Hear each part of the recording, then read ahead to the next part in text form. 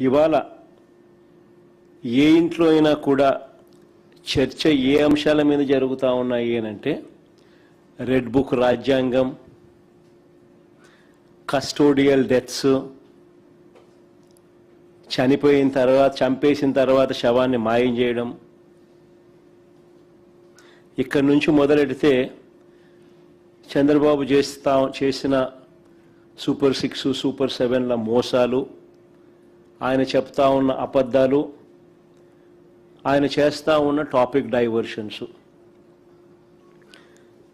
వీటికి సంబంధించిన చర్చే ఈరోజు ప్రతి ఇంట్లో కూడా ఈరోజు జరుగుతూ ఉంది. రాష్ట్రంలో పరిస్థితి ఏమిటి అని అంటే రూల్ ఆఫ్ లా పక్కకెళ్ళిపోయి రూల్ ఆఫ్ ఫియర్ ఈరోజు రాష్ట్రంలో రాజ్యం ఏలుతూ ఉంది. పోలీస్ స్టేషన్లకు వెళ్తే న్యాయం జరుగుతుందన్న నమ్మకం ఈరోజు ఎక్కడా కూడా సన్నగిల్లిపోయింది. ఈరోజు రాష్ట్ర ప్రజల పరిస్థితి ఏమిటి అని అంటే పోలీస్ స్టేషన్లకు పోవాలంటే భయపడే పరిస్థితిలోకి ఈరోజు రాష్ట్ర ప్రజలు వచ్చిన పరిస్థితులు ఈరోజు రాష్ట్రంలో కనిపిస్తూ ఉన్నాయి. ఒకసారి గమనిస్తే ఇవన్నీ కూడా యాదృచ్ఛికంగా జరిగినవి కావు. ఈ పరిస్థితి ఈ మాదిరిగా తయారైంది. ఈ మాదిరిగా పరిస్థితి తయారు కావడానికి కారణం ఏమిటి అని అంటే చంద్రబాబు గారు తాను చేస్తా ఉన్న దోపిడీని, అవినీతిని, దుర్మార్గపు పరిపాలనను, తాను మోసం చేసిన సూపర్ 6లు, సూపర్ 7ల ద్వారా మోసం చేసిన, తాను ఎన్నికలప్పుడు ఇచ్చిన బాండ్లు, వీటికి సంబంధించి ఎవరైనా కూడా చంద్రబాబు నాయుడు గారిని ప్రశ్నిస్తే ఆ ప్రశ్నించే కార్యక్రమంలో ఏ గొంతు వినపడినా కూడా ఆ గొంతును నొక్కే కార్యక్రమం. ఎప్పుడైతే చంద్రబాబు నాయుడు గారు చట్టాన్ని, పోలీస్ వ్యవస్థని తన చేతుల్లోకి తీసుకొని ఎవరైనా కూడా తనను ప్రశ్నిస్తే, ప్రతిపక్ష పార్టీ కావచ్చు, సోషల్ మీడియా యాక్టివిస్టులు కావచ్చు, ప్రశ్నించే జర్నలిస్టులు కావచ్చు, లేకపోతే రాష్ట్రంలో ఎవరైనా సరే తనను ప్రశ్నిస్తే చాలు వాళ్ళందరినీ కూడా అణిచివేసే కార్యక్రమంలో చంద్రబాబు నాయుడు గారు చట్టాన్ని, పోలీస్ వ్యవస్థను తాను వెపనైజ్ చేసినాడు.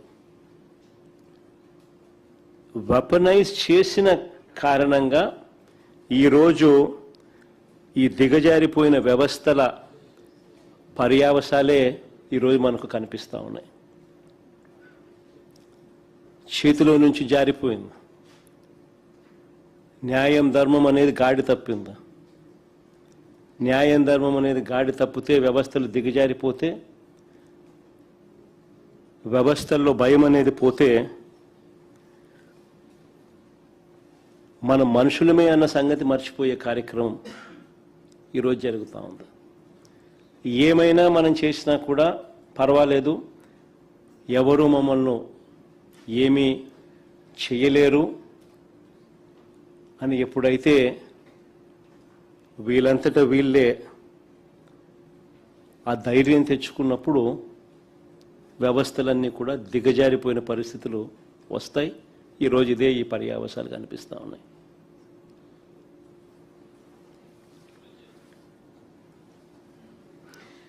విజయవాడలో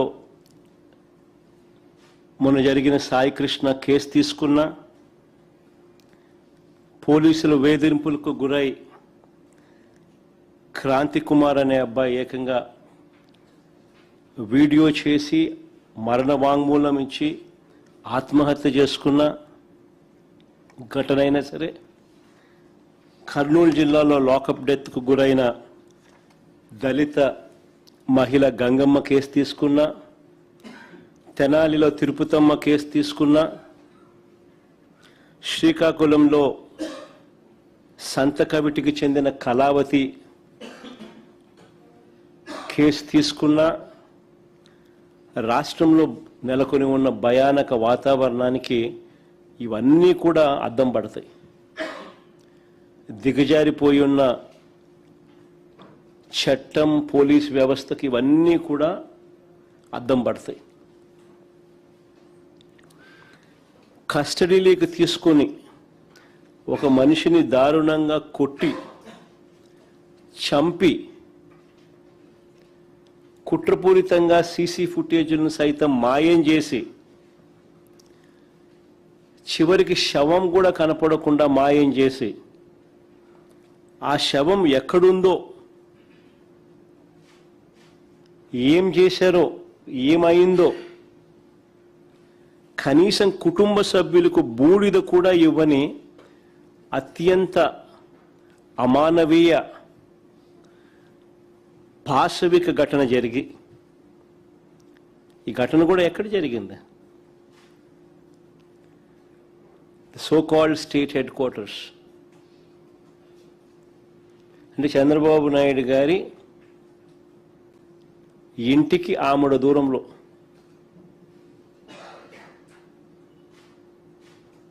రాష్ట్ర ప్రజలందరూ కూడా నివ్వెరపోయే ఘటన. ఇవి ఒక్కొక్కటిగా కూడా బయటికి వస్తూ ఉంటే ఆంధ్రప్రదేశ్లో ఇలాంటివి జరగడం ఏమిటి అని చెప్పి చంద్రబాబు నాయుడు గారిని ఎవరూ కూడా నిలదీయకూడదట. ఇలాంటి ఘటనలు మనకు కనిపిస్తూ ఉన్నా, మన కళ్ళ ఎదుటి జరుగుతూ ఉన్నా, సాక్షాత్తు విజయవాడలోనే స్టేట్ హెడ్ క్వార్టర్స్లోనే ఇవన్నీ కూడా జరుగుతూ ఉన్నా కూడా చంద్రబాబు నాయుడు గారిని ఎవరు కూడా నిలదీయకూడదట. వీటి గురించి ప్రశ్నిస్తే, వీటి గురించి నిలదీస్తే వెంటనే వాళ్ళ దగ్గర నుంచి వచ్చే మాటలు ఏమిటి? క్రిమినల్స్కు మద్దతు ఇస్తారా అంటూ తాను ఎదురుదాడి చేయడమే కాకుండా తనకు తానా తందానా అనే ఎల్లో మీడియాతో కూడా ఇదే మాదిరిగానే రాతలు రాయి చేస్తారు. క్యారెక్టర్ అసాసినేషన్ జరిగిన ఘటనలో అమానవీయంగా ఒక వ్యక్తిని పోలీస్ కస్టడీలో తీసుకోవడం, కొట్టడం, చంపడం, కుట్రపూరితంగా సీసీ ఫుటేజ్ను మాయం చేయడం, చివరికి శవం కూడా మాయం చేసిన పరిస్థితి. చివరికి ఆ తల్లికి కనీసం బూడిద కూడా ఇవ్వని అత్యంత అమానవీయ పరిస్థితుల మధ్య దాని గురించి ఎవరు మాట్లాడరు. సో కాల్డ్ ఎల్లో మీడియా తానా తందానా అని చంద్రబాబు నాయుడుకు భజన చేస్తూ ఉన్న వీళ్ళు మాట్లాడే మాటలు ఏమిటి? రౌడీ షీటర్కు మీరు సపోర్ట్ చేస్తారా అని ఇలాంటి మాటలు. నిజంగా ఈ టాపిక్ కూడా డైవర్ట్ చేయడానికి, ఆశ్చర్యకరంగా ఈ టాపిక్ డైవర్ట్ చేయడానికి చంద్రబాబు నాయుడు గారి పార్ట్నర్ కూడా,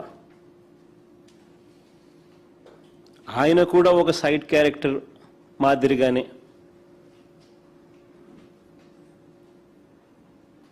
వీళ్ళతో తాను తందానా అంటూ పొలిటికల్ డ్రామాలో ఈరోజు అందరూ చేస్తూ ఉన్న పరిస్థితులు. నేను చంద్రబాబు నాయుడు గారిని, ఆయన పార్ట్నర్ గారిని ఇద్దరిని సూటిగా ప్రశ్నిస్తా ఉన్నా. ఈ రాష్ట్రంలో చట్టం, న్యాయం లేదని, కోర్టులతో తమకు పని లేదని, తమకు ఏది అనిపిస్తే అది చేస్తామని,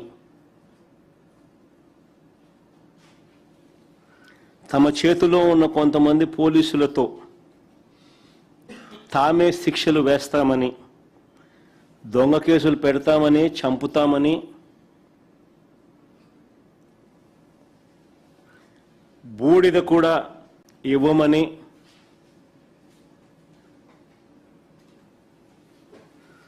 అధికారిక ప్రకటన చేయగలరా? చంద్రబాబు నాయుడు అడుగుతా ఉన్నా, ఆయన పార్టీలను అడుగుతా ఉన్నా, అధికారికంగా ఇవన్నీ మేము చేయగలమని చెప్పి మీరు అధికారికంగా ప్రకటన చేయగలరా?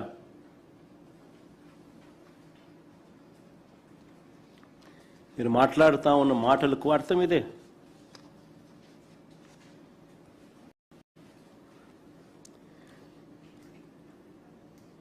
కవరప్లో భాగంగా సాయి కృష్ణ మొదట రౌడీ షీటర్ అన్నారు. కవరప్లో భాగంగా ఇదే సాయి కృష్ణ అనే పిల్లాడిని మొదట రౌడీ షీటర్ అన్నారు. రౌడీ షీటర్ను వెనకేసుకొని వస్తారా అని కూడా ఎదురుదాడి చేశారు. జనం ఎప్పుడైతే చీకొట్టడం మొదలుపెట్టారో అప్పుడు వెంటనే మళ్ళీ యూటర్న్ తీసుకొని ఇదే చంద్రబాబు నాయుడు గారు తన మనుషుల చేత ఆ కుటుంబ సభ్యుల దగ్గరికి పంపించి చివరికి ఇదే సాయి కృష్ణ కుటుంబాన్ని తాను పిలిపించుకొని సెక్రటేరియట్లో వాళ్ళకు టైం ఇచ్చి వాళ్ళ పక్కన కూర్చొని వాళ్ళ చేయి పట్టుకొని ముసలి కన్నీరు కారుస్తూ న్యాయం చేస్తాను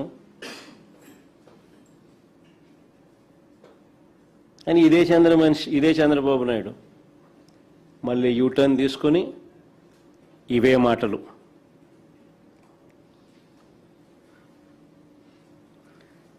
అసలు ఏ రకంగా ఏకంగా 40 రోజుల పాటు ఇది బయటికి రాకుండా తొక్కిపెట్టిన ఈ కేసుపై యావత్ దేశమంతా కూడా దిగ్భ్రాంతికి గురైతే 40 రోజుల పాటు, ఇన్ఫ్యాక్ట్ మేము పోయి 40 కూడా కాదు, దాదాపు 46 రోజులు నేను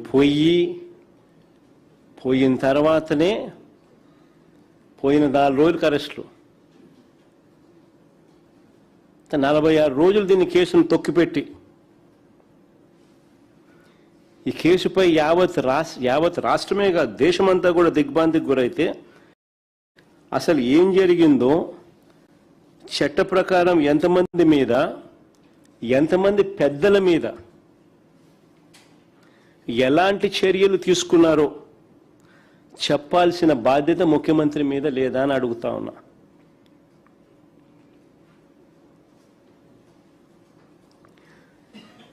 ఇంత జరిగినా కూడా ఇప్పటికీ కూడా చంద్రబాబు నాయుడు గారిలో కానీ ఈ ప్రభుత్వంలో కానీ ఎక్కడా కూడా చిత్తశుద్ధి అనేది కనిపించదు. ఎక్కడా కూడా ఏ కోశానైనా కూడా కనీసం రిమోర్స్ లేదు, పశ్చాత్తాపం లేదు.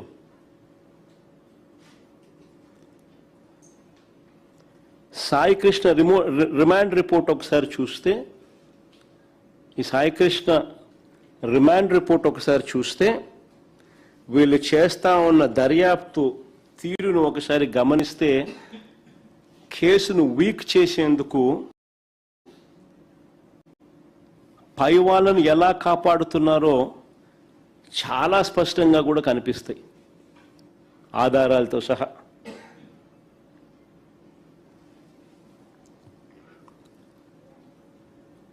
నేను 4-5 పాయింట్ల రిపోర్ట్ల ఆధారంగాను 4-5 పాయింట్లు లాజిక్తో చెప్తా, లాజికల్గా నేను చెప్తాను. రాష్ట్ర ప్రజలందరూ కూడా ఆలోచన చేయమని అడుగుతా ఉన్నా. సాయి కృష్ణను మార్కాపురం నుంచి తీసుకువచ్చింది టాస్క్ ఫోర్స్ పోలీసులు. సాయి కృష్ణను మార్కాపురం నుంచి తీసుకువచ్చింది మార్కాపురం నుంచి తీసుకొచ్చింది టాస్క్ ఫోర్స్ పోలీసులు. వాళ్ళ రిమాండ్ రిపోర్ట్లోనే ఇది రాశారు, ఇది చెప్పారు. వాళ్ళు కృష్ణలంక పోలీస్ స్టేషన్కి ఈ మనిషిని అప్పగించిన తర్వాత, అంటే సాయి కృష్ణను అప్పగించిన తర్వాత అక్నాలెడ్జ్మెంట్ కూడా తీసుకున్నారని కూడా రిమాండ్ రిపోర్ట్లో వాళ్ళు చెప్పారు. మరి టాస్క్ ఫోర్స్ పనిచేసేది పోలీస్ కమిషనర్ కింద కాదా?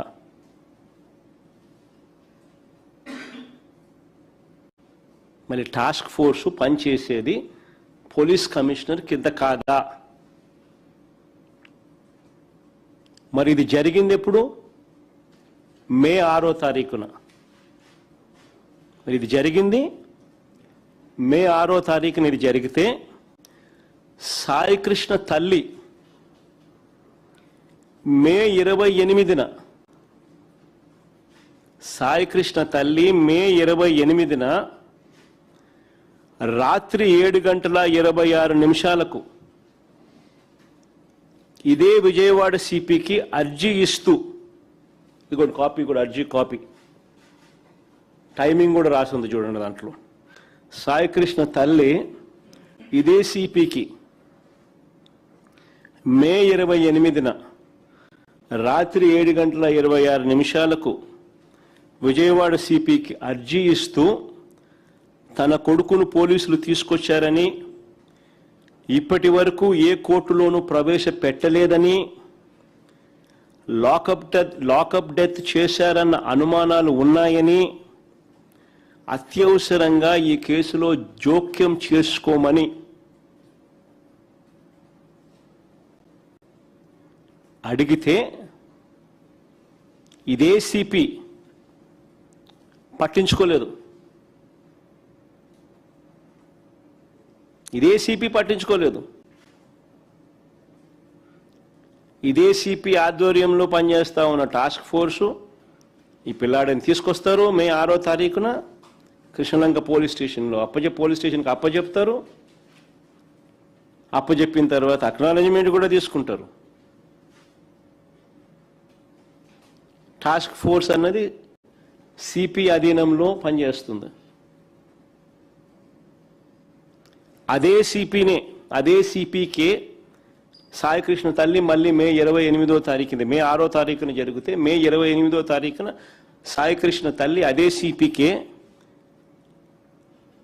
అర్జీ పెట్టుకుంటే, ఇవన్నీ కూడా డౌట్స్ రేస్ చేస్తూ అర్జీ పెట్టుకుంటే కూడా సిపి పట్టించుకునే పరిస్థితి లేదు. తర్వాత సాయికృష్ణ బంధువులు, దీని తర్వాత మళ్ళీ సాయికృష్ణ బంధువులు డీజీపీ గారికి కూడా చెప్పినారు.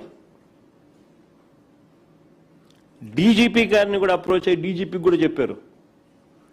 చెప్పినా ఆయన పట్టించుకోలేదు.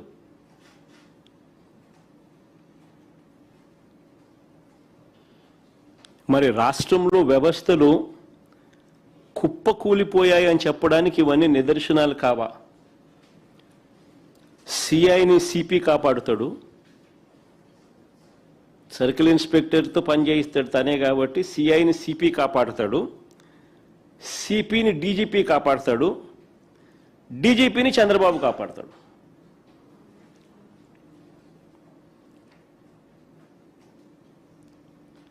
ఇవన్నీ రాష్ట్రంలో కనిపిస్తా ఉన్నా, మన కళ్ళ ఎదుటే కనిపిస్తా ఉన్న సాక్ష్యాలు. కుప్పకూలిన పోలీస్ వ్యవస్థ, దిగజారిపోయిన పోలీస్ వ్యవస్థకు అద్దం పడతా ఉన్నాయి. మరో ఘటన దీనికి కనెక్టెడే, దీనికి రిలేటెడే. మరో ఘటన, దళిత యువకుడు క్రాంతి కుమార్ వీడియో. దళిత యువకుడు క్రాంతి కుమార్ మరణ వాంగ్మూలం ఇస్తూ సోషల్ మీడియాలో తాను మాట్లాడి ఆత్మహత్య చేసుకున్న వీడియో వైరల్ అవుతా ఉంది.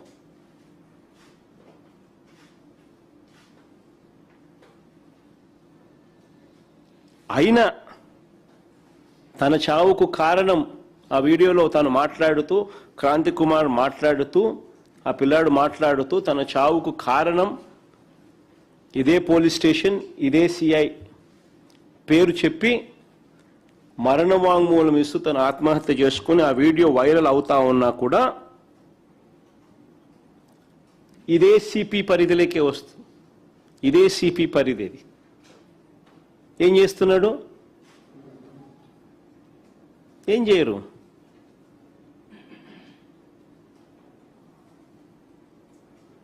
డీజీపీ ఏం చేస్తా ఉన్నాడు? ఏం చేయడు.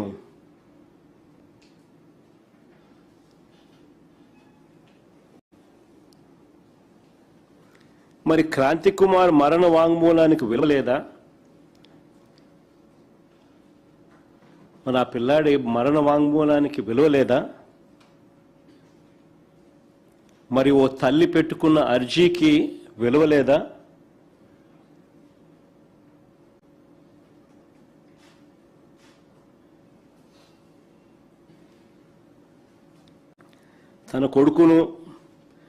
తన కొడుకు కోసం సాయికృష్ణ తల్లి వేదన పడుతూ రోజు పోలీస్ స్టేషన్ చుట్టూ తిరుగుతూ అర్జీలు పెట్టుకున్న దానికి విలువ లేదు. ఓ యంగ్స్టర్ చనిపోతూ ఆత్మహత్య చేసుకుంటూ మరణ వాంగ్మూలం ఇచ్చి సోషల్ మీడియాలో వైరల్ అయినా కూడా ఆ మరణ వాంగ్మూలానికి విలువ లేదు.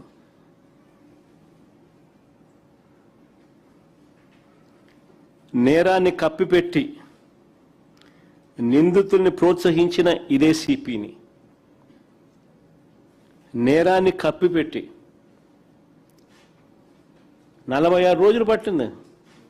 జగన్ పోతే కానీ, జగన్ పోయిన 4 రోజులకు కానీ అరెస్టులు కాల.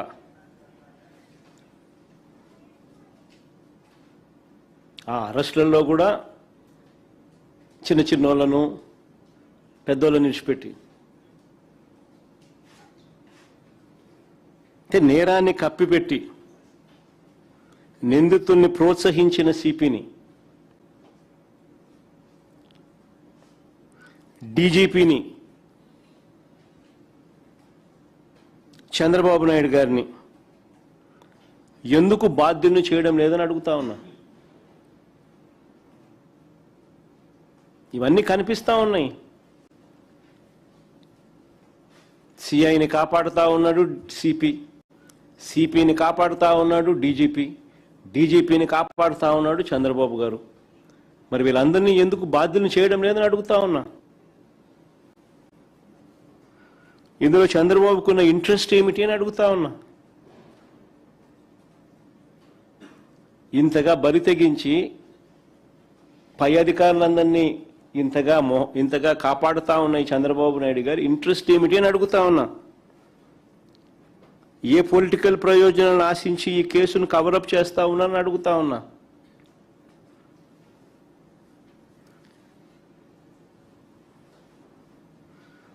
ఎప్పుడు ఈ ఘటనలు జరిగాయి, ఎన్ని రోజుల తర్వాత తప్పనిసరి పరిస్థితుల్లో వీళ్ళు రియాక్ట్ కాక తప్పలేదు? అసలు ఈ ఘటన గన ఇంత పెద్దది కాకపోయిందంటే, జగన్ కూడా పోకపోయిందంటే అసలు ఇన్సిడెంటే లేదు, కవరప్పు.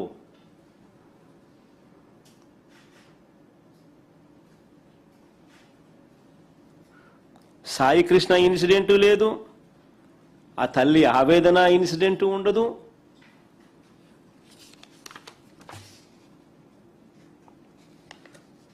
ఇంకో పిల్లాడు క్రాంతి కుమార్ ఇన్సిడెంటు లేదు. తన ఆత్మహత్య సోషల్ మీడియాలో వైరల్ అవుతా ఉన్న మరణ వాంగ్మూలము ఏమీ లేవు.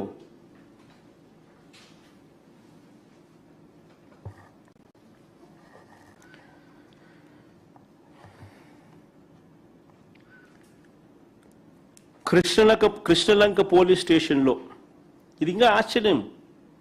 కాన్స్పిరసీ అనేది ఎంత లోతుగా ఉంది అని చెప్పడానికి ఇంకొక ఉదాహరణ. కృష్ణలంక పోలీస్ స్టేషన్లో వీళ్ళు ఫైల్ చేసిన రిమాండ్ రిపోర్ట్లో వీళ్ళు రాసుకొచ్చినారు, మే 1వ తారీఖు నుంచి జూన్ 1వ తారీఖు వరకు వీడియో క్లిప్పింగ్ లేదంట, వీడియో ఫుటేజ్ లేదంట అని వాళ్ళ మొదట ఫైల్ చేసిన రిమాండ్ రిపోర్ట్లో రాసినారు. మళ్ళీ మధ్యలో 2 కానిస్టేబుల్ ఏదో అరెస్ట్ చేసినట్టున్నారు నిన్నేదో. వాళ్ళ రిమాండ్ రిపోర్ట్లో ఏమో రాసినా తెలుసా? 18 నెలలుగా సీసీ కెమెరాల ఫుటేజ్ తొలగించినట్టు వాళ్ళ రిమాండ్ రిపోర్ట్లో రాస్తారు. అంటే ఎన్ని మర్డర్లు జరిగినాయో ఈ 18 నెలల్లో.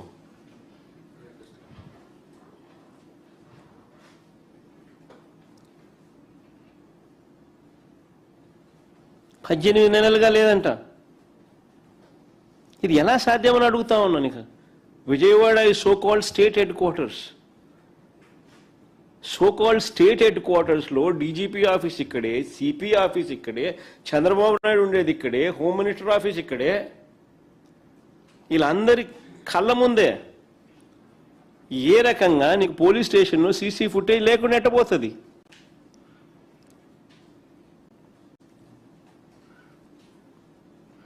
ఎవరికి నచ్చినట్లు వాళ్ళు డిలీట్ చేయడం కుదురుతుందా? ఎవరికి నచ్చినట్టుగా వాళ్ళు డిలీట్ చేసుకుంటూ పోవడం కుదురుతుందా? మరి ఎందుకు పెట్టడం? ఎందుకు మీ ఇష్టం ఏంటంటే మీరు డిలీట్ చేసుకుంటా ఉన్నప్పుడు? మరి సుప్రీంకోర్టు జడ్జిమెంట్లు ఎందుకు? హైకోర్టు జడ్జిమెంట్లు ఎందుకు?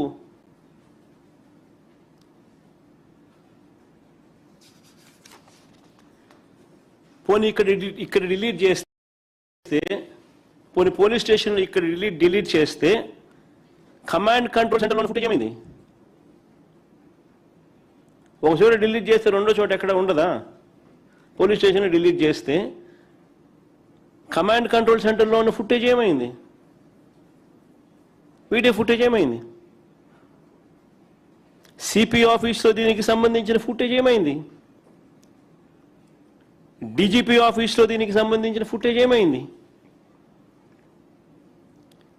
పోలీసు వ్యవస్థను నిజంగా ఎలా దుర్వినియోగం చేస్తూ ఉన్నారు అని చెప్పడానికి ఇది ఇంకొక నిదర్శనం కాదా అని అడుగుతా ఉన్నా.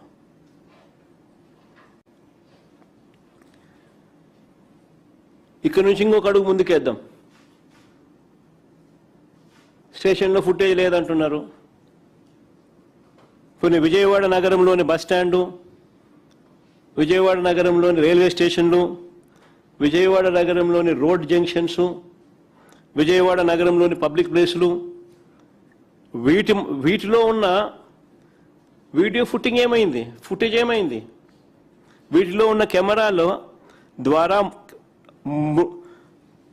ఈ శవాన్ని, మృతదేహాన్ని ఎక్కడి నుంచి తీసుకెళ్లారు అన్నది కనుక్కోవచ్చు కదా? ఎక్కడికి తీసుకెళ్లారో కనుక్కోవచ్చు కదా? కానీ సిట్ ఈ దిశగా ఎందుకు పనిచేయలేదు అని అడుగుతా ఉన్నా. ఆ మృతదేహాన్ని ఎక్కడికి తీసుకెళ్లారు అనేది ఈ కెమెరాల ద్వారా కూడా కనుక్కోవచ్చు కదా? ఎందుకు సెట్ ఈ దిశగా అడుగులు వేయలేదని అడుగుతా ఉన్నా. మేట్రిక్స్ సిస్టమ్ క్లౌడ్ సర్వర్లలో, ఈ మేట్రిక్స్ సిస్టమ్ క్లౌడ్ సర్వర్లలో 90 రోజుల వరకు ఫుటేజ్ ఉంటుందని తెలిసిన వాటిని సిట్ ఎందుకు స్వాధీనం చేసుకోవడం లేదు అని అడుగుతా ఉన్నా.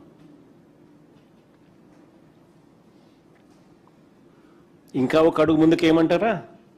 ఇంకా ఆశ్చర్యం కలిగిస్తాయి. సిఐతో పాటు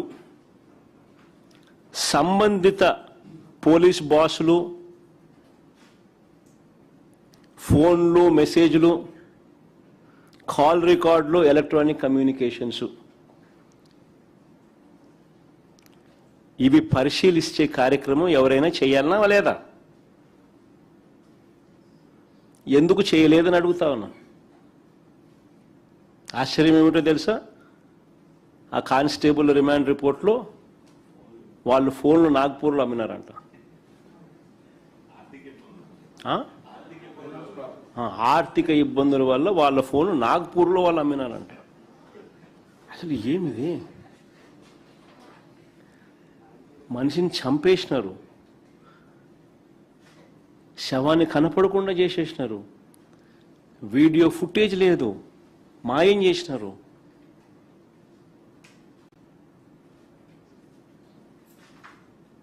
ఫోన్లు నాగ్పూర్లో అమ్మినారంట.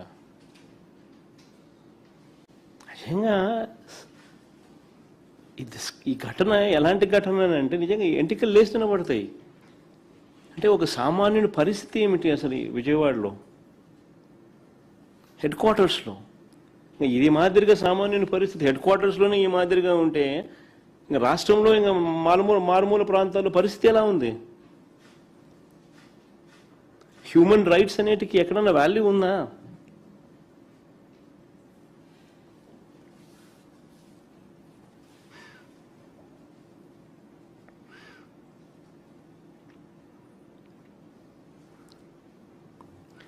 చంద్రబాబు గారి పాలనలో ఇలా వ్యవస్థలను వాటికి బాధ్యత వహిస్తున్న వాళ్ళు ఈ మాదిరిగా కుమ్మక్కవడం కొత్త ఏం కాదు. ఈ 2 ఏళ్లలో చూస్తే ఇదే కనిపిస్తుంది. ఈ ఒక్క కేసే కాదు, ఇట్లాంటి శతకోటి ఉదాహరణలు ఇవ్వచ్చు.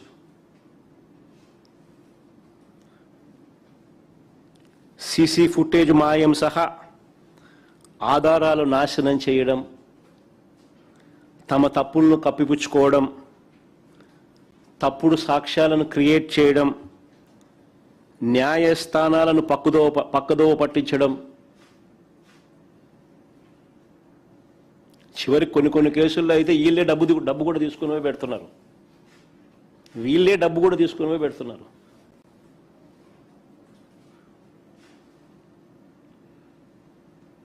ఆ స్థాయిలోకి వ్యవస్థలన్నీ దిగజారిపోయి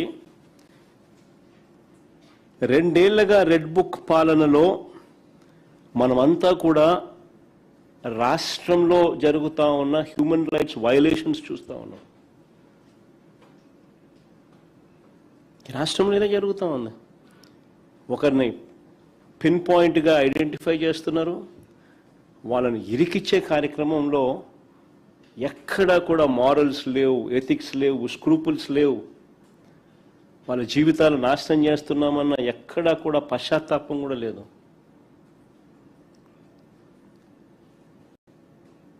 ఏ స్థాయికైనా దిగజారిపోయినా పర్వాలేదు, చంద్రబాబు నాయుడు ముఖంలో సంతోషం చూడాలి.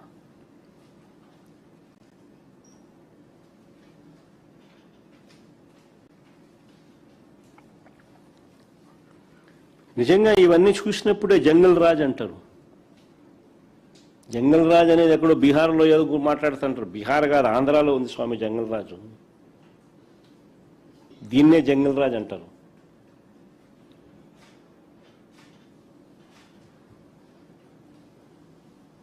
అడ్డు అదుపు లేకుండా ఏమైనా చేసేస్తాం మేము అనే దాన్నే జంగల్ రాజ్ అంటారు. చంద్రబాబు నాయుడు గారి జంగల్ రాజ్ పాలనలో బాధితులే నిందితులు అవుతారు అనడానికి ఇంకొక ఎగ్జాంపుల్ చెప్పాలన్నా రీసెంట్గా జరిగిన ఎగ్జాంపుల్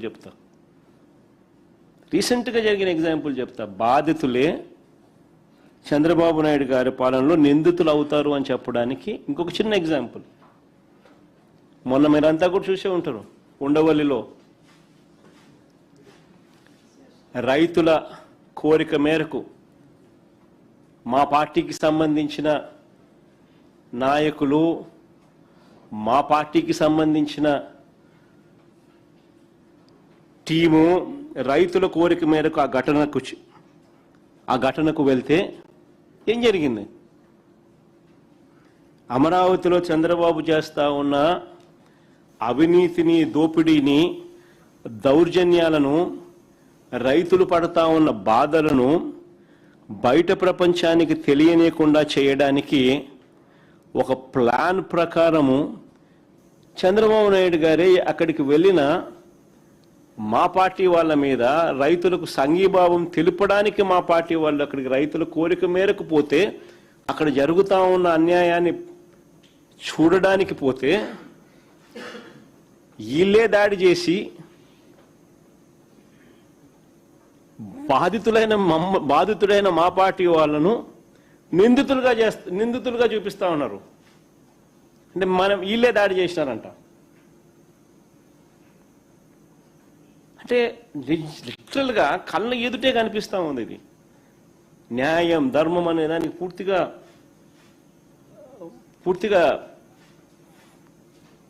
దాన్ని ఏమంటారు, భూస్థాపితం చేసేసినారు. ఇటీవలే రాజధాని గ్రామాల్లో రైతులు నన్ను కలిసినారు.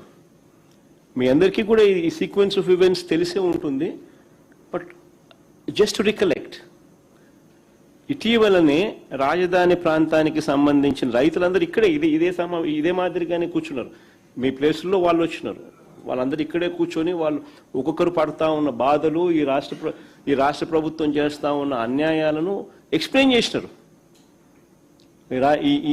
ఈ అమరావతికి సంబంధించి, ఈ రాజధాని ప్రాంతానికి సంబంధించిన రైతులు నన్ను కలిసి వాళ్ళు గోడు చెప్పుకున్నారు. వారి కోరిక మేరకు, అక్కడే వాళ్ళ కోరిక మేరకే మా పార్టీ నుంచి ఒక కమిటీని ఒక లీగల్ టీంను పెట్టాం. వాళ్ళ కోరిక మేరకే కోర్టుల్లో వారి తరఫున పోరాటం చేయడానికి ఒకవైపున సిద్ధమవుతూ, మరోవైపు గ్రౌండ్లో జరుగుతూ ఉన్న దౌర్జన్యాలను చూసేందుకు ఈ కమిటీ బయలుదేరింది. రైతుల కోరిక మేరకు వాళ్ళు చూపుతాము, మీరు రండి అని అడిగితే బయలుదేరితే, వీళ్ళంతా రైతుల ఆహ్వానం మేరకు ఈ కమిటీ అక్కడికి వెళ్తే ఏకంగా మా పార్టీకి చెందిన మాజీ మంత్రులను, ఎమ్మెల్సీల మీద, పార్టీ నాయకుల మీద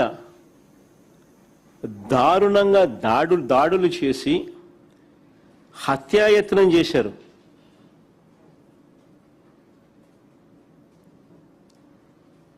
కారద్దాలు పగలగొట్టారు, రాళ్ళు విసిరినారు.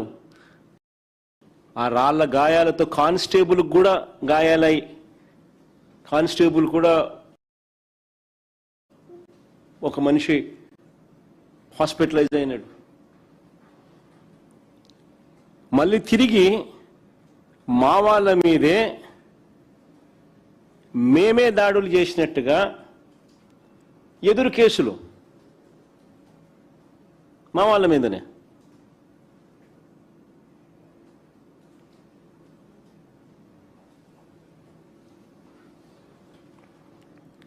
నేను అడుగుతా ఉన్నా, మన కళ్ళ ఎదుటే కనిపిస్తా ఉన్నా.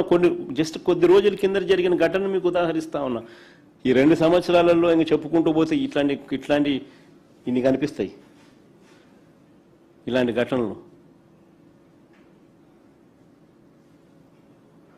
అమరావతితో పేరుతో చంద్రబాబు చేస్తా ఉన్న దారుణాలకు బలైపోతా ఉన్న రైతులకు తోడుగా నిలబడడం ఏమన్నా తప్పు అవుతుందా అని అడుగుతా ఉన్నా.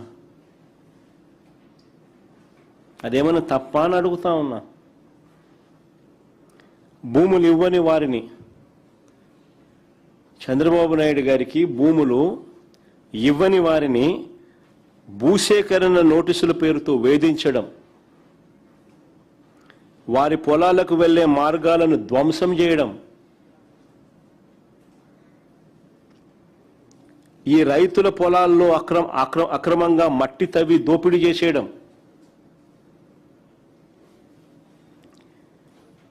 ఇంకా దారుణం ఏమిటంటే కొండవీటి వాగు నీటిని వీరి భూముల్లోకి బలవంతంగా మళ్లించి వాళ్ళ భూముల చుట్టూ నీళ్లు నింపేసి చివరకు గత్యంతరం లేని పరిస్థితిలో వాళ్ళు దాన్ని వదిలేసుకునే పరిస్థితి క్రియేట్ చేసే కార్యక్రమం రాష్ట్ర ప్రభుత్వమే చేస్తే నిజంగా విలన్లు అనే వాళ్ళు ఎక్కడో సినిమాల్లో ఉండరు. చంద్రబాబు గారు రూపంలోనే ఇక్కడే కనిపిస్తా ఉన్నారు.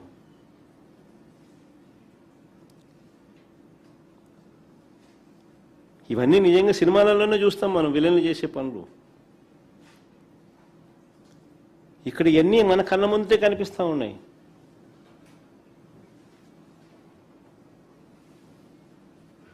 మరి ఇవన్నీ దారుణాలు కావా అని అడుగుతా ఉన్నా.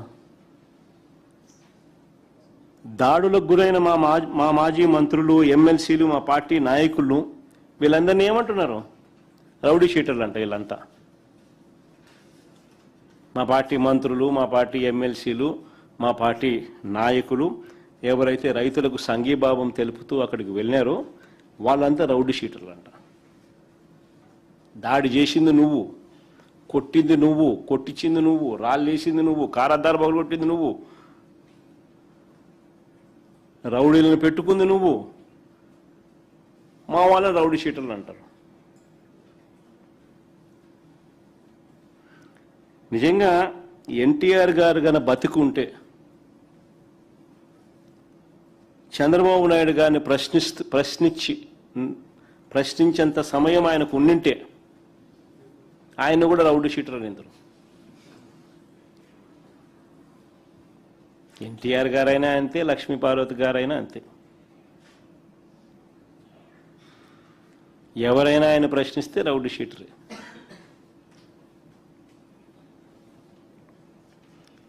చంద్రబాబు గారి పాలనలో ఈ రాష్ట్రంలో రక్షణ ఎవరికైనా ఉందా అని అడుగుతా ఉన్నా. టీడీపీ వాళ్ళు చేస్తా ఉన్న దాడులు ఒకసారి ఫోటోలు చూపించండి ఒకసారి. అసలు ఎవరు టీడీపీ వాళ్ళు చేస్తా ఉన్న దాడులు అంత ప్రస్ఫుటంగా కనిపిస్తూ ఉంటే, రాళ్ళు విసురుతా ఉన్న కిరణ్, టీడీపీ గుండా రాయపూడి కిరణ్. కానీ నెక్స్ట్ ఫోటో మామ, ధ్వంసమైన కారు,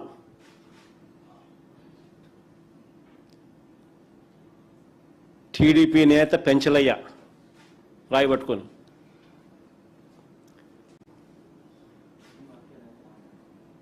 మట్టి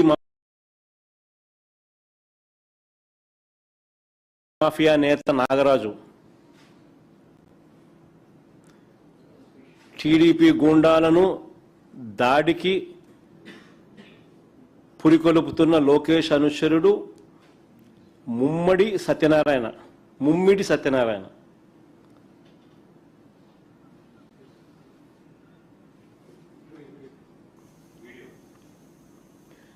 టీడీపీ ఆశ్చర్యం ఏంటంటే ఇవన్నీ కనిపిస్తూ ఉన్నాయి. ఇవన్నీ కనిపిస్తూ ఉన్నా కూడా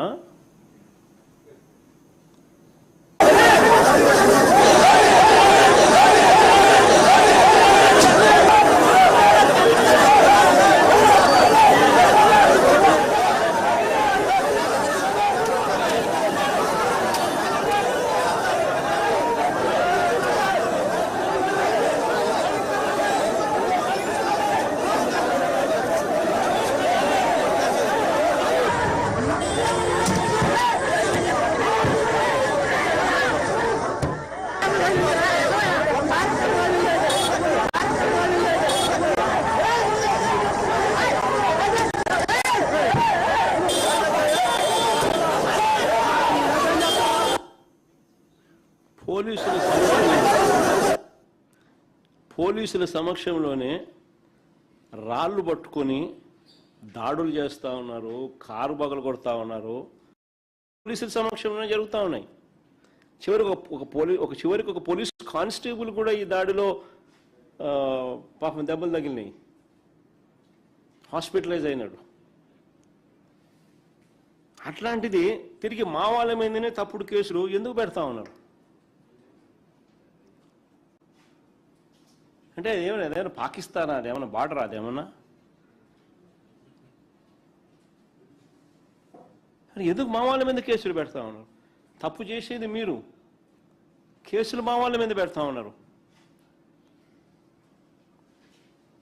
నిజంగా కొందరు పోలీసులు పొలిటికల్ ఏజెంట్లుగా పని చేస్తూ ఉన్నారు అన్నదానికి ఇవన్నీ నిదర్శనాలు.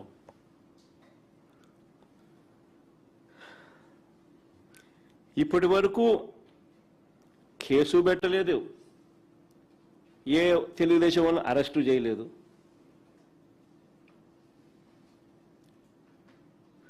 కళ్ళ ముందరే కనిపిస్తుంది, రాళ్ళతో కొడతాడు ఒక పోలీసు ఆయన నివారిస్తున్నాడు, అయినా కానీ ఇట్లా అంటున్నాడు, కొడుతున్నాడు.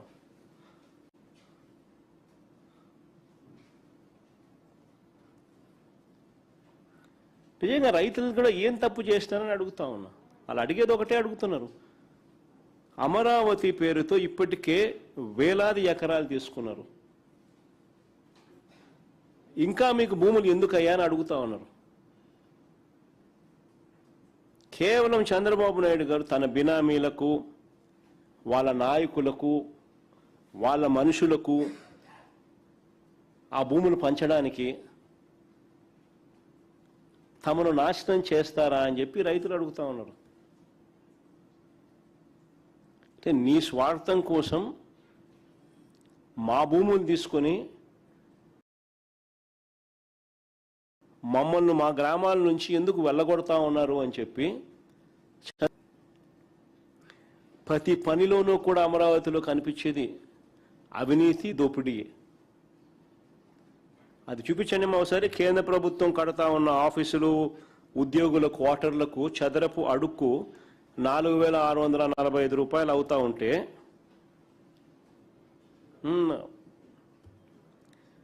కేంద్ర ప్రభుత్వం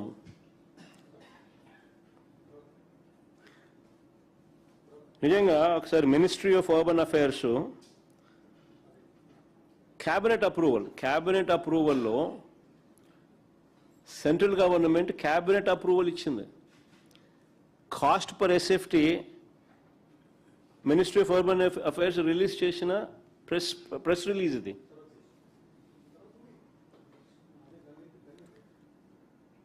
ఇందులో సెంట్రల్ గవర్నమెంట్ ఆఫీసులు, ఉద్యోగుల క్వార్టర్ల కోసం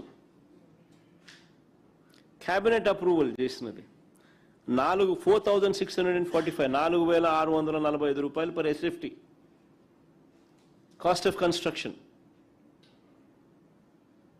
సెంట్రల్ గవర్నమెంట్ అప్రూవ్ చేసింది, క్యాబినెట్ క్లియర్ చేసి. అదే అమరావతిలో బిల్డింగులు కట్టడానికి సెంట్రల్ గవర్నమెంట్ ఆఫీసులు, సెంట్రల్ గవర్నమెంట్ ఉద్యోగులకు సంబంధించిన రెసిడెన్షియల్ క్వార్టర్స్ 4,645 4,645 రూపాయలు పర్ ఎస్ఎఫ్టీ. అదెక్కడ?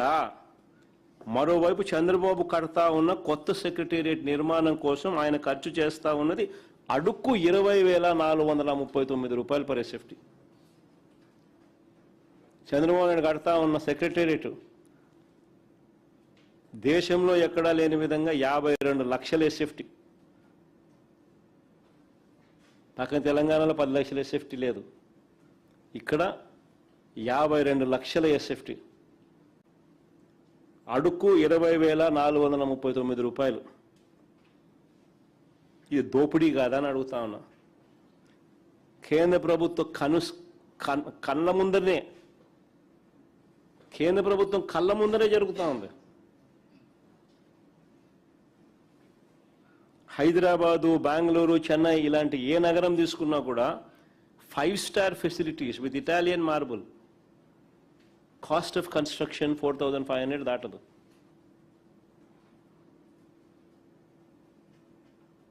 ఇది 20,439 రూపాయలు. నేషనల్ హైవే నిర్మాణం కిలోమీటర్కి ఎంత తెలుసా? కేంద్ర ప్రభుత్వం లిఖితపూర్వకంగా పార్లమెంట్లో ఒక క్వశ్చన్ అడిగితే ఆ క్వశ్చన్కు సమాధానం చెబుతూ లిఖితపూర్వకంగా ఇచ్చింది. కిలోమీటర్కు 24 కోట్లు అవుతుందని. Nitin Gadkari in response to Lok Sabha question, Shri Nitin Gadkari ji, honourable minister of roads and transport, national highway cost average per kilometre cost 24 crores అవుతుందని చెప్పి పార్లమెంటుకు రాతపూర్వకంగా రాసిచ్చినాడు ఆన్సర్. అమరావతిలో ఎంతో తెలుసా? కిలోమీటర్కి యావరేజ్ 53 కోట్లు. కిలోమీటర్కి యావరేజ్ 53 కోట్లు అంటే డబుల్ కన్నా ఎక్కువ.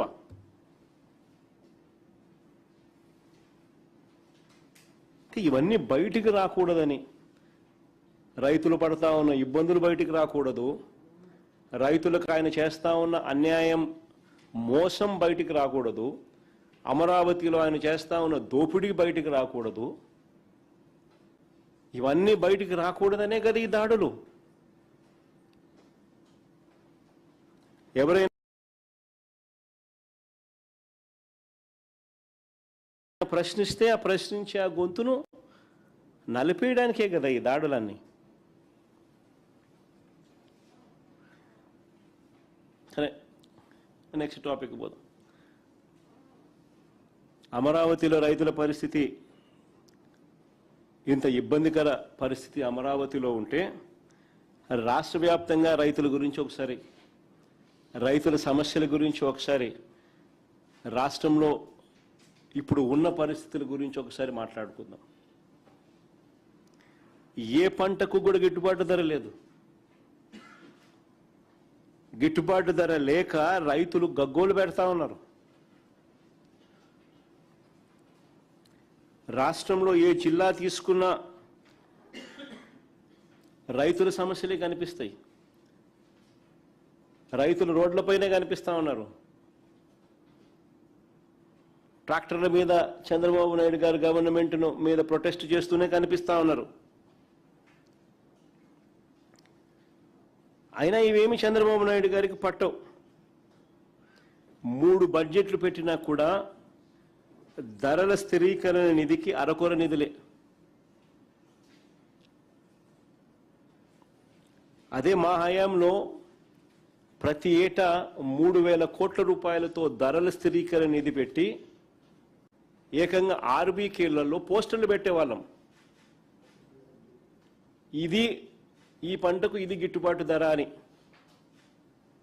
ఆర్బీకేలో పోస్టర్లు కనిపించేటివి. ఏ పంటకు గిట్టుబాటు ధర రాని పరిస్థితి ఉన్నా కూడా ఆ ఆర్బీకే పరిధిలోనే సీఎం యాప్ అంటే continuous monitoring of agricultural price and procurement activate అయ్యేది. ఆ ఆర్బీకే అసిస్టెంట్ అగ్రికల్చరల్ గ్రాడ్యుయేట్ ఎవరైతే ఉన్నారో వెంటనే మెసేజ్ పంపేవాళ్ళు ఆ సీఎం యాప్ ద్వారా. జాయింట్ కలెక్టర్ మార్క్ఫెడ్ జాయింట్ ఎండి జేసీ వెంటనే ఆర్బీకే పరిధిలో ఇంటర్వ్యూన్ అయ్యేవాడు. వెంటనే ఆర్బీకే పరిధిలో కొనుగోలు చేసేవాళ్ళు. మార్కెట్లో కాంపిటీషన్ క్రియేట్ అయ్యేది, రేట్లు పెరిగేటివి. ఏకంగా 7,800 కోట్ల రూపాయలు మా 5 సంవత్సరాలలో మేము మార్కెట్ ఇంటర్వెన్షన్ కింద ధరల స్థిరీకరణ నిధి కింద ఇంటర్వ్యూన్ అయి రైతుల కష్టాలలో తోడుగా ఉండి ప్రతి పంటకు గిట్టుబాటు ధర వచ్చేట్టుగా చేసినాం. ఈరోజు చంద్రబాబు నాయుడు గారి పుణ్యమాని ఈ ధరల స్థిరీకరణ నిధిని పూర్తిగా భ్రష్టు పట్టించినారు.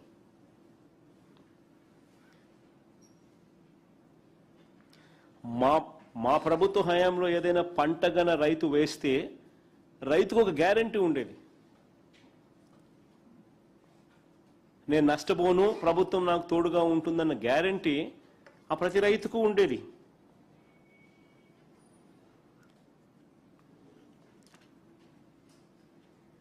ఇవాళ పంట దెబ్బతింటే కనీసం ఉచిత పంటల బీమా కూడా లేదు. మా ప్రభుత్వ హయాంలో అమలు అవుతా ఉన్న ఉచిత పంటల బీమా ఈరోజు పూర్తిగా రద్దు చేసేసినారు.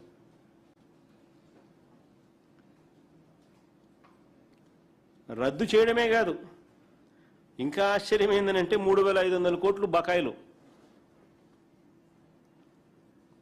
ఉచిత పంటల బీమా కింద చంద్రబాబు నాయుడు గారు రైతులకు కట్టాల్సింది ఇవ్వాల్సింది 3,500 కోట్ల రూపాయలు ఇవ్వాల ఎగ్గొట్టాడు. ఇన్పుట్ సబ్సిడీ రూపంలో చంద్రబాబు నాయుడు గారు ఏ సీజన్లో నష్టం జరిగితే ఆ సీజన్ ముగిసేలోగానే వచ్చే ఇన్పుట్ సబ్సిడీ ఈరోజు పూర్తిగా మంగళం పాడేసినాడు.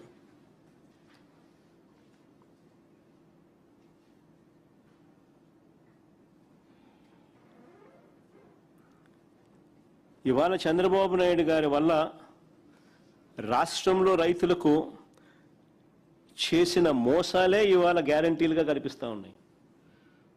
బాబు పాలన మోసం గ్యారంటీ అనేదే ఈరోజు ప్రతి రైతుకు కనిపిస్తూ ఉంది.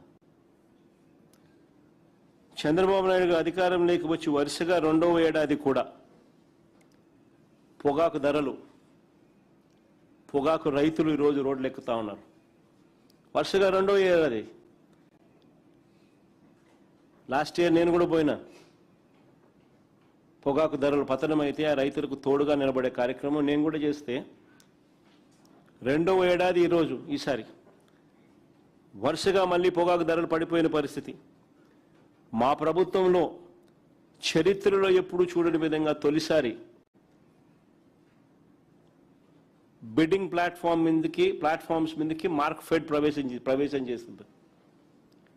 మార్క్ఫెడ్ ద్వారా మనం కొనుగోలు చేసేవాళ్ళం, మార్కెట్లో కాంపిటీషన్ క్రియేట్ చేసేవాళ్ళం. రైతులకు పొగాకు రైతులకు మా హయాంలో ఒక భరోసా ఉండేది. ఇది central government ministry of commerce అప్పట్లో ప్రెస్ రిలీజ్ చేసింది. నన్ను చూడండి ఒకసారి చదివితే సెంట్రల్ గవర్నమెంట్ చెప్పింది హైయెస్ట్ రేట్, రికార్డ్ రేట్ వచ్చింది 2023-24లో ఫార్మర్స్కు, పొగాకు రైతులకు 285 రూపాయల యావరేజ్ ప్రైసు. మ్యాక్సిమం రేటు 411 రూపాయలు హైయెస్ట్ క్వాలిటీకి.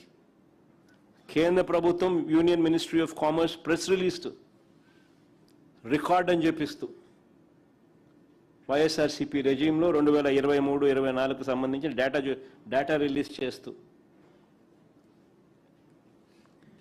ఈరోజు వరుసగా 2వ ఏడాది పొగాకు రైతులు రోడ్డు మీదే కనిపిస్తూ ఉన్నారు.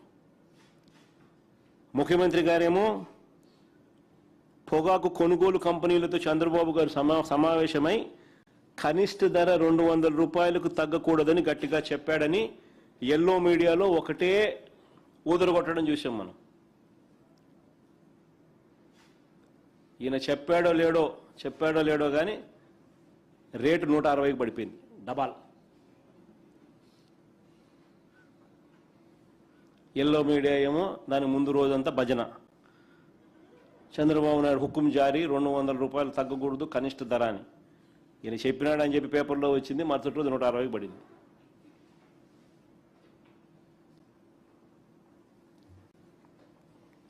ఇంకా ఆశ్చర్యం ఏమిటో తెలుసా, ఈ సీజన్లో 240 మిలియన్ కిలోల పొగాకు పండితే, ఈ సీజన్లో 240 మిలియన్ కిలోల పొగాకు పండితే ఈ సీజన్లో 75 రోజులు అయిపోయింది.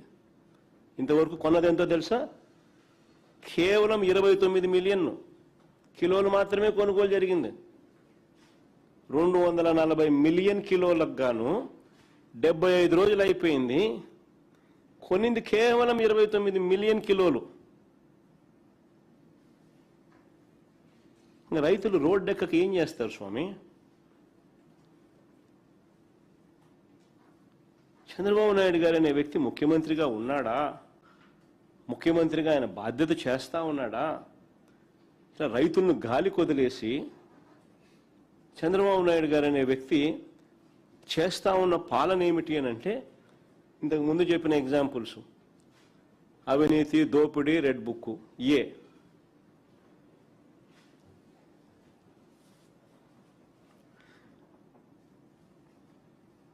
ఇంకా ఆక్వా ఫార్మర్స్కి పోదాం. ఇటు ఆక్వా విషయంలో కూడా అంతే. మా ప్రభుత్వం ఒక చట్టం చేసి, మా ప్రభుత్వ హయాంలో ఒక చట్టం తీసుకొచ్చాం, అప్సిడా చట్టం. Andhra Pradesh state aquaculture development authority సంస్థను ఏర్పాటు చేశాం. చీఫ్ మినిస్టరే దానికి చైర్మన్గా, చీఫ్ మినిస్టరే దానికి హెడ్ చేసేట్టుగా, చీఫ్ మినిస్టర్ ఆధ్వర్యంలోనే ఆప్సిడా పనిచేసేట్టుగా చేసినాం చట్టాన్ని తీసుకొచ్చి. ఈ ఆప్సిడా చట్టం ఫీడు, సీడు సహా ఆక్వా కొనుగోలు రేట్లు కూడా రెగ్యులేట్ చేసే అథారిటీ. That is ఆప్సిడా. అలాంటిది ఈరోజు ఆప్సిడా అంగీకారం లేకుండానే, రైతుల ఆమోదం లేకుండానే చట్టాన్ని బేఖాతరు చేస్తూ ఈ కంపెనీలన్నీ కూడా కాటల్ కింద ఫామ్ అయి ఫీడ్ ధర ఎంత పెంచాయో తెలుసా? ఏప్రిల్లో ఒకసారి, జూన్లో రెండోసారి 14 రూపాయల నుంచి 16 రూపాయలు పెంచినారు కేజీ. 14 రూపాయల నుంచి 16 రూపాయలు పెంచినారు. చంద్రబాబు నాయుడు గారు మాత్రం నోరిప్పడు.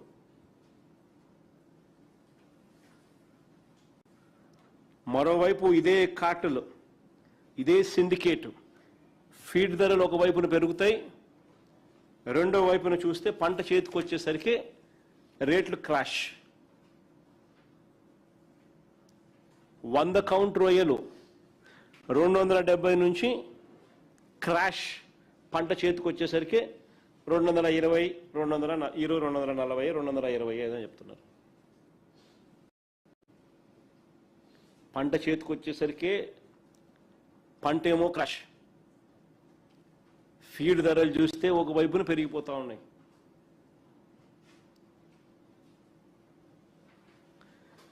రైతులు తీవ్రమైన ఆందోళనలో ఉన్నారని, వీరికి మద్దతుగా పోరాటాలు చేస్తామని చెప్పి మా పార్టీ హెచ్చరికలు జారీ చేస్తే అంతవరకు చంద్రబాబు కదల్లా.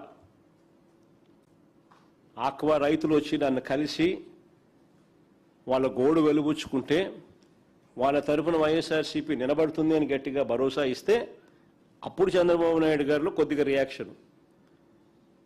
ఆ ఎల్లో మీడియాలో రాయిస్తారు 4 రూపాయలు తగ్గించమని సీఎం ఆదేశాలని. ఈయన చెప్పాడో లేడో, ఈయన 4 అని చెప్పినాడో వాళ్ళు 2 కుదిచ్చినారు దాన్ని.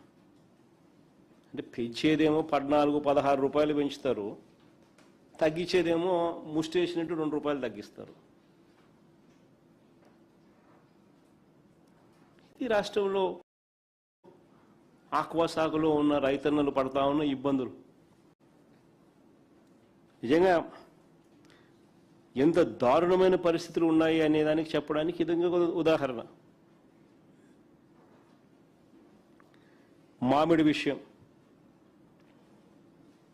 మామిడి రైతుల విషయం